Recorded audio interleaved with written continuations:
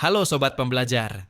Hari ini kita bahas soal yang sering muncul dalam tes ASN P3K. Yuk, simak baik-baik. Anda adalah panitia pelaksana lomba 17 Agustus. Warga desa berencana mengundang salah satu biduan terkenal dari ibu kota. Sebagian warga mengusulkan agar tidak mengundang biduan tersebut karena bayarannya terlalu mahal. Sebagai penggantinya mengusulkan memanggil biduan kampung sebelah yang memiliki hubungan kekerabatan dengan salah satu warga yang menolak. Sikap Anda. A. Mengikuti saran warga desa mengundang biduan kota agar acara ramai dan meriah. B. Mengikuti saran sebagian warga mengundang biduan kampung sebelah tanpa memperhatikan unsur kekerabatannya. C. Tidak menghiraukan saran keduanya. D. Memilih biduan kampung sebelah karena bayarannya lebih murah. Menurut kamu apa jawabannya? Yaps, benar sekali, jawabannya adalah B. Opsi A. Meskipun terdengar menarik karena bisa membuat acara meriah, tapi mengabaikan keterbatasan dana. Itu kurang bijak. Opsi C menunjukkan sikap masa bodoh. Nah, jelas ini bukan sikap seorang panitia yang bertanggung jawab. Opsi D memang hemat. Tapi jika memilih karena hubungan kekerabatan, bisa menimbulkan persepsi tidak objektif. Jawaban B adalah yang paling ideal. Anda mendengarkan saran warga, memilih alternatif yang lebih masuk akal, tapi tetap menjaga objektivitas tanpa terpengaruh unsur kedekatan. Jadi kuncinya adalah netral, bijak dalam mengelola anggaran, dan tetap menjaga keharmonisan warga. Budi adalah ketua tim pelaksana acara ulang tahun kantor. Semua tugas sudah dibagikan kepada anggota. Namun satu hal penting masih tertinggal, yaitu dekorasi ruangan belum ditentukan siapa yang mengurus. Sebagai ketua tim, apa tindakan paling tepat yang harus dilakukan Budi? Pilihannya: A. Menunggu salah satu anggota secara sukarela mengambil tanggung jawab dekorasi. B. Menyelesaikan sendiri urusan dekorasi agar tidak merepotkan anggota tim lainnya. C. Menanyakan kepada seluruh anggota siapa yang bersedia, lalu menetapkan secara adil. D. Mengalihkan tugas dari anggota yang pekerjaannya ringan untuk menangani dekorasi. Menurutmu apa jawabannya? Oke, mari kita bahas. Pilihan C adalah yang paling tepat karena menunjukkan kepemimpinan partisipatif, yaitu memberi kesempatan anggota tim untuk menyampaikan kesediaan, membangun komunikasi yang terbuka dan adil, menunjukkan sikap demokratis, bukan otoriter atau pasif, meningkatkan kerjasama tim dan rasa tanggung jawab bersama. Sedangkan opsi lainnya kurang tepat karena A. Terlalu pasif dan bisa membuat pekerjaan terbengkalai. B. Baik secara niat, tetapi tidak efektif secara manajerial. D. Bisa menimbulkan ketidakpuasan jika dianggap tidak adil. Jadi sebagai ketua tim, kita perlu memastikan semua anggota dilibatkan dan diberi kesempatan berkontribusi. Itu inti dari kepemimpinan yang efektif.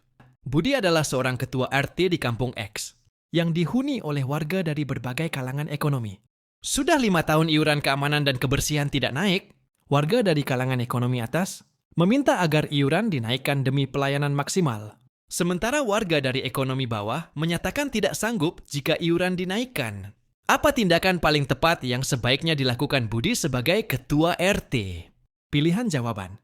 A. Menyetujui permintaan warga ekonomi atas karena mereka yang paling banyak menyumbang. B. Menolak kenaikan iuran agar tidak memberatkan warga ekonomi bawah. C. Mengadakan musyawarah bersama warga untuk mencari solusi terbaik yang adil bagi semua. D. Menaikkan iuran hanya untuk warga ekonomi atas agar mereka mendapat layanan lebih. Menurutmu apa jawabannya? Betul sekali, jawabannya adalah C. Nah, sekarang kita analisis satu persatu.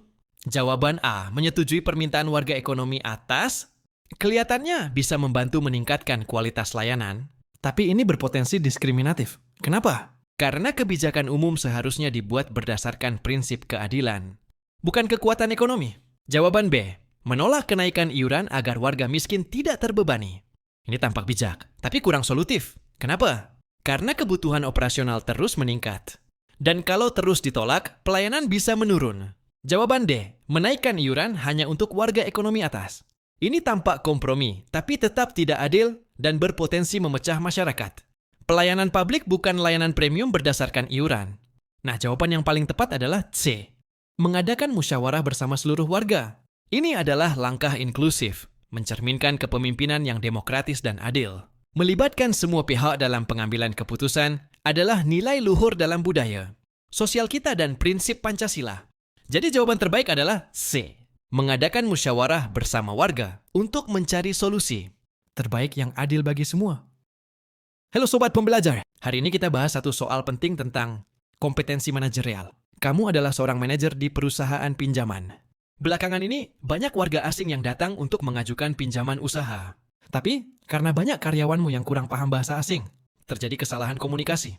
Akibatnya, beberapa warga asing kecewa dan menuliskan ulasan negatif di media sosial. Sebagai manajer, kamu khawatir ini bisa menjatuhkan citra perusahaan. Lalu, apa tindakan yang paling tepat kamu ambil? A. Mengadakan pelatihan bahasa asing untuk semua karyawan. B. Membiarkan saja karena yang salah adalah pelanggan yang tidak bisa berbahasa Indonesia. C. Menyalahkan bagian pelayanan dan memberi sanksi. D. Membuat permohonan maaf di media sosial agar menjaga citra perusahaan. Kita bahas satu persatu ya. Opsi A. Pelatihan bahasa asing memang solusi jangka panjang yang bagus. Tapi, masalah yang kita hadapi sekarang sudah terjadi dan menyebar di media sosial. Ini belum menyelesaikan krisis citra yang sudah terjadi. Opsi B ini adalah bentuk menghindari tanggung jawab. Ingat, dalam pelayanan publik atau bisnis, kepuasan pelanggan adalah prioritas.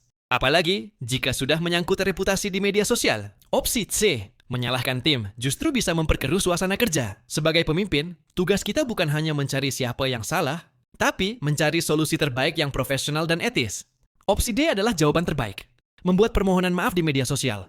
Ini menunjukkan sikap terbuka, tanggung jawab, dan kepedulian terhadap pelanggan.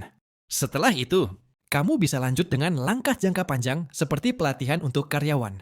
Jadi, solusi terbaik dalam situasi ini adalah bersikap profesional, tanggap dan menjaga nama baik instansi di depan publik. Semoga soal ini membantumu berpikir lebih kritis dan bijak ya. Di kantor Anda, seorang rekan memutuskan untuk pindah agama. Namun, beberapa rekan kerja lainnya terus membujuknya agar kembali ke agama sebelumnya. Hal ini membuatnya merasa tidak nyaman. Suasana menjadi semakin tidak kondusif ketika beberapa rekan yang menganut agama barunya merasa tersinggung dan menunjukkan reaksi negatif terhadap perlakuan tersebut. Ketegangan mulai terasa dan memengaruhi iklim kerja di kantor. Apa sikap Anda dalam menghadapi situasi tersebut? A. Merasa marah karena mereka membawa-bawa agama dalam urusan pekerjaan. B. Merasa marah tetapi masih bisa mengendalikan diri. C. Merasa marah tetapi tidak menunjukkannya di hadapan orang lain. D. Merasa marah tetapi tidak ingin ikut memperkeruh suasana. Oke, kita bahas satu persatu. Kasus ini menyangkut hal yang sangat pribadi, yaitu keyakinan seseorang. Di tempat kerja, kita dituntut menjaga etika dan profesionalisme, bukan memperkeruh suasana. Pilihan A terlalu reaktif. Membawa kemarahan ke ranah profesional justru akan memperburuk situasi. Pilihan B memang mulai mengarah ke pengendalian diri, tapi masih belum menunjukkan sikap yang mendamaikan atau solutif. Pilihan C, menyimpan kemarahan bisa bikin kamu tertekan dan tidak membantu lingkungan kerja yang sehat. Nah, pilihan D adalah yang paling tepat. Kamu menyadari ketidaknyamanan, tapi memilih tidak memperkeruh suasana. Ini mencerminkan kedewasaan emosional dan sikap profesional. Marah itu wajar, tapi cara kita menyikapinya yang menunjukkan kualitas diri. Jadilah pegawai yang tidak hanya cerdas, tapi juga bijak.